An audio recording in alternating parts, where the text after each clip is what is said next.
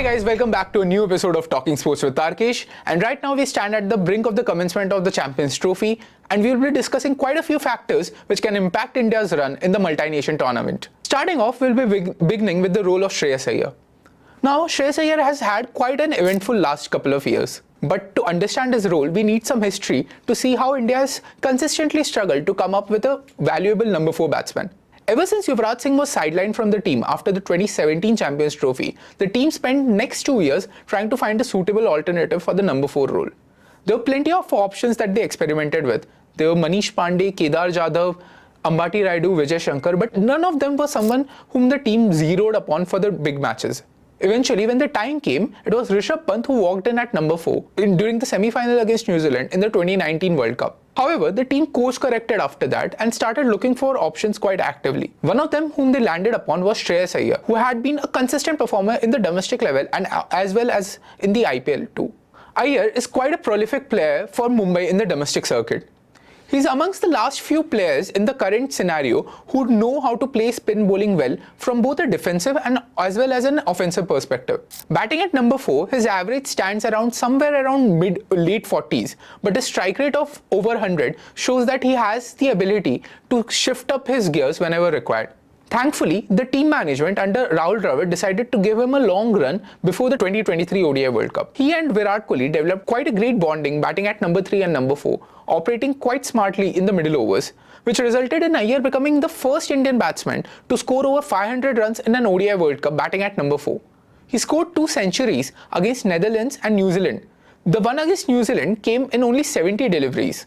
It came at Wankhede Stadium at a time when Virat Kohli scored his 50th ODI century. Iyer's knock was quite underrated in the fact that it was a batting paradise, and his quick acceleration, especially against spinners like Mitch Santner and Glenn Phillips, ensured that India didn't budge down in the middle overs. They took the game to the opposition, scored 397 runs, and that extra cushion of runs ensured that they weren't falling behind in the contest even when Kane Williamson and Daryl Mitchell played brilliant knocks in the second innings.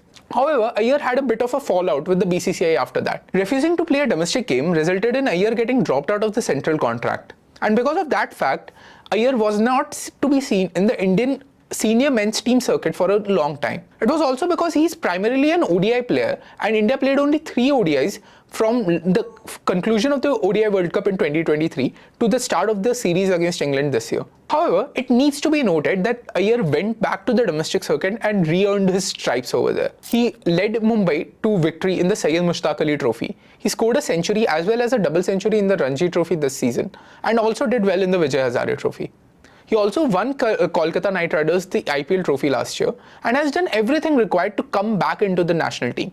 If you remember, right before the commencement of the final of the ODI World Cup in 2023, there came a news article by Crickbuzz which detailed that the Australian team was particularly worried about tackling Iyer in the final in Ahmedabad.